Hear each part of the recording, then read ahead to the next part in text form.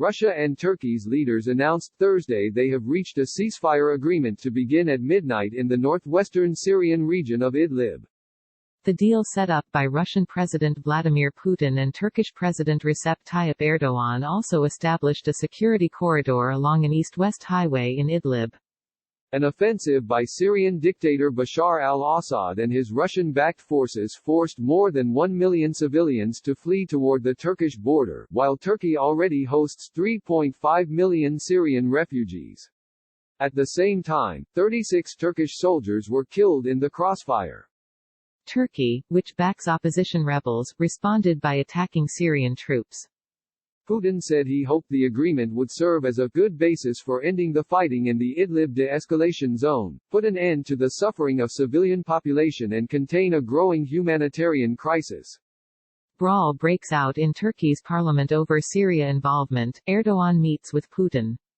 After a devastating 9-year civil war, Syria's recent offensive campaign to reclaim rebel strongholds in Idlib has exacerbated the country's refugee crisis to one of its most dire points. The agreement appears to allow Russia through the Syrian government to secure control over strategic highways.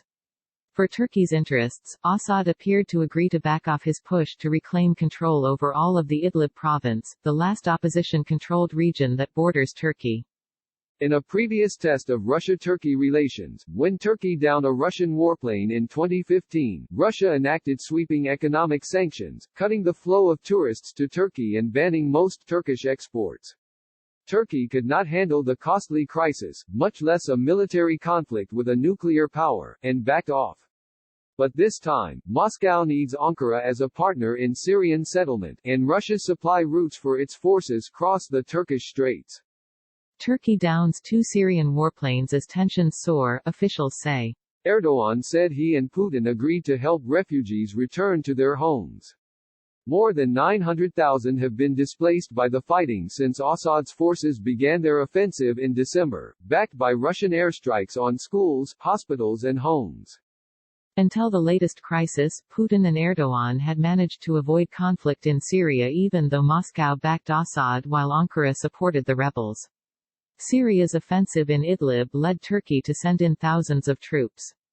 Putin offered his condolences to Erdogan over the Turkish military losses but noted that Syrian troops had also suffered heavy casualties, 60 dead since the start of February.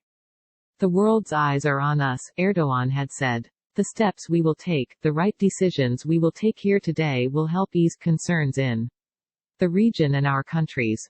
In response to the 1 million new refugees making their way toward Turkey, Erdogan opened his country's gateway to Europe. It's done, the gates are open, he said Monday, adding that Western leaders were calling him to reverse the border opening. You will have your share of this burden now. Click here to get the Fox News app. Soon, the number of people going to the border will be expressed in millions, he added. He has demanded more help from Western nations in dealing with the fallout from violence in Syria. The Associated Press contributed to this report.